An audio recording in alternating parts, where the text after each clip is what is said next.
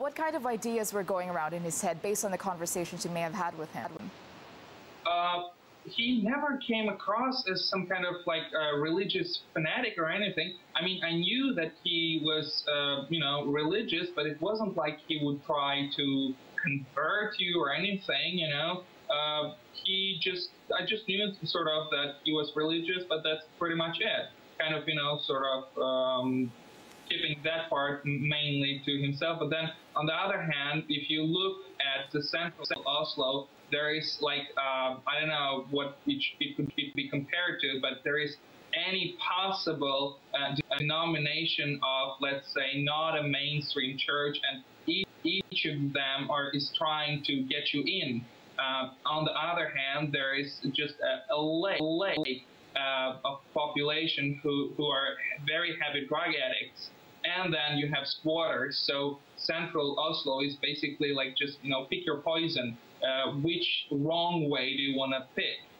And so I'm in no way trying to explain anything, but I'm just telling you the surroundings of the places where he was around, so to speak. Sure, it's interesting, though, that you're saying that he's a very religious person. At the same time, he's portrayed to be nationalist. How did these two work well together in a person like him?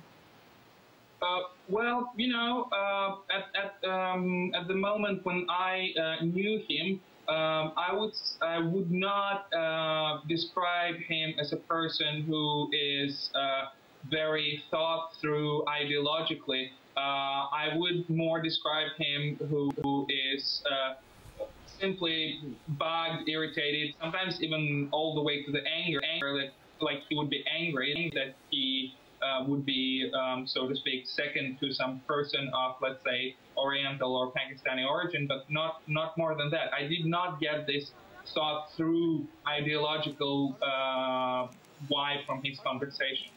Okay, just very briefly now, you're talking to me about him being quite an angry person. He had quite an ego, and he was a religious person. Now, looking in retrospect, would you have imagined that one day he would be capable of doing something like this, if it is indeed him?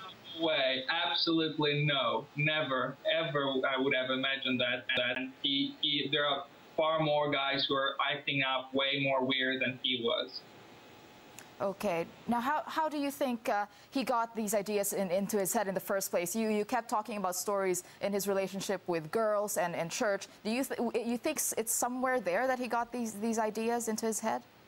You just have to look around central Oslo, and it's like a cloac of people who have very radical religious views, all the way ranging from like Muslim, Christian, and then you have people who are squatters with leftist ideas, and obviously he has managed to find some right-wing groups. So I'm not generally surprised that people find very extreme ideas in central Oslo.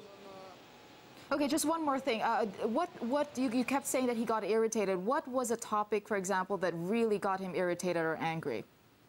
That would be if generally a guy or him, and more generally maybe a guy would be picked over, and then somebody would go out with let's say somebody from the Orient instead. That would be one of the things that would set him off. Okay, why do you think he did this? There are speculations about the reasons behind why he would commit such a crime. Why do you think, based on what you know of him? I have no idea. I could not imagine. I cannot even imagine that he could do that. He must have been somehow brainwashed or something. He must have... Brainwashed by who? By his Christian fanaticism, the religion, or nationalism? Who's he brainwashed by?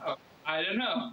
It's anybody's pick, but I'm just saying that in central Oslo, all of that is defined, and if you are just there, you will be approached by these people constantly. Okay, well, thank you very much for that insight into the suspect. Olaf Andersson, thank you very much. He's a spokesman for the Union of Russian Communities in Sweden, and again, he had known Anders Breivik. Thank you.